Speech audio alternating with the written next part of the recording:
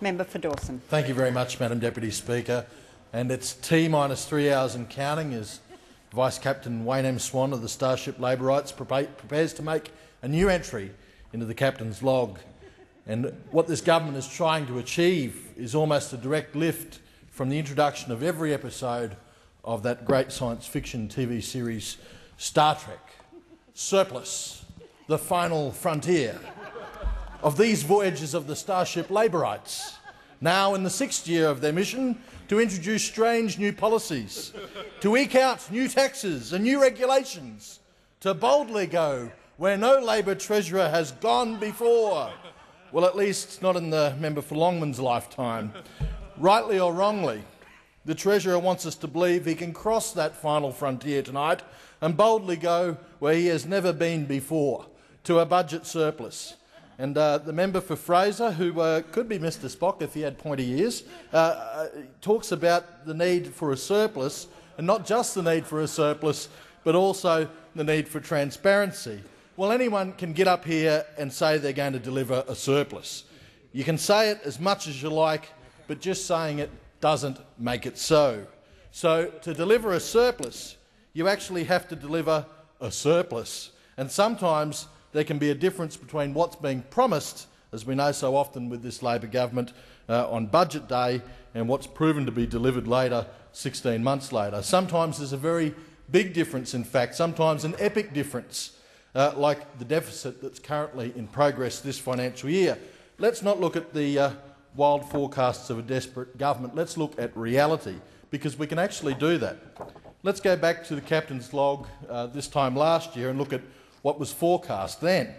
And according to the 2010-2011 MIFO forecast, there was going to be a deficit of $12 billion. At the time, that sounded like a pretty bad budget, but it actually got worse. 6 months later, the budget forecast was a deficit of $23 billion. And then another 6 months later, there was a forecast of a $37 billion deficit.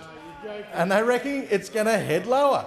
I mean, the Labor Party loves to come into this place and talk about this fictitious black hole from our side. Well, what we've got here is not a fictitious black hole. It's a very real one that's unfolding before our very eyes. And the rate that this blowout is growing, it's actually not just a black hole, it's going to be a complete rip in the space-time continuum, like the one that Mr Spock sailed through in the last Star Trek movie.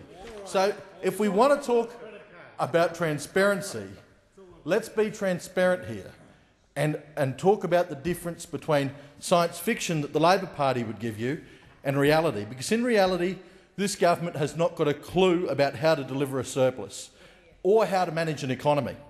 It's pure science fiction to think that these guys can actually deliver a surplus.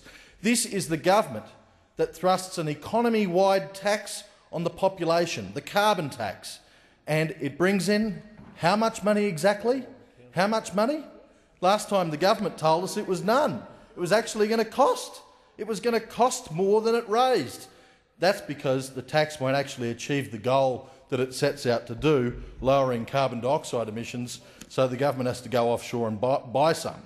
The Treasurer is just blindly firing out taxes like they're photon torpedoes, hoping he can bag himself a surplus.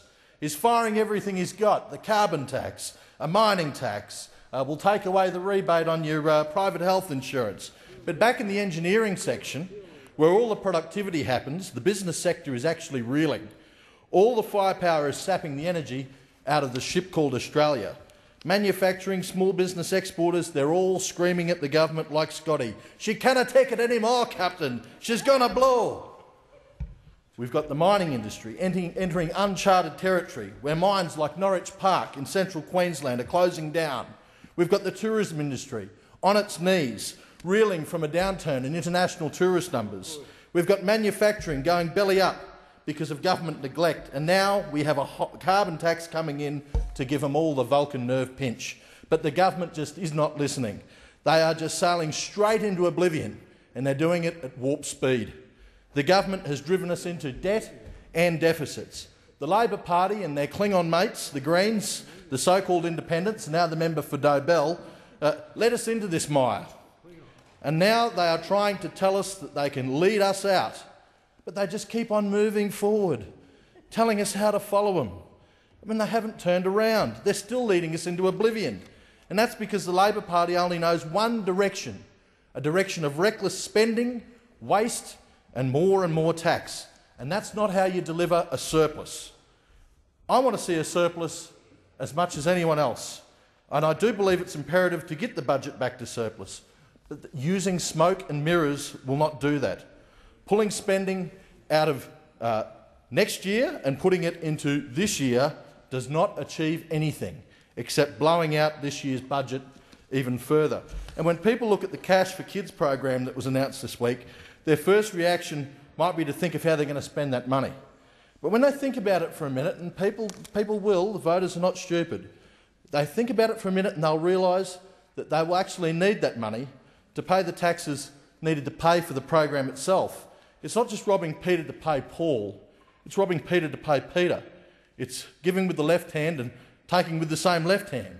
And for the hardcore trekkies out there, it's like Ferengi economics. That's not creating a surplus. It's just pushing expenditure around.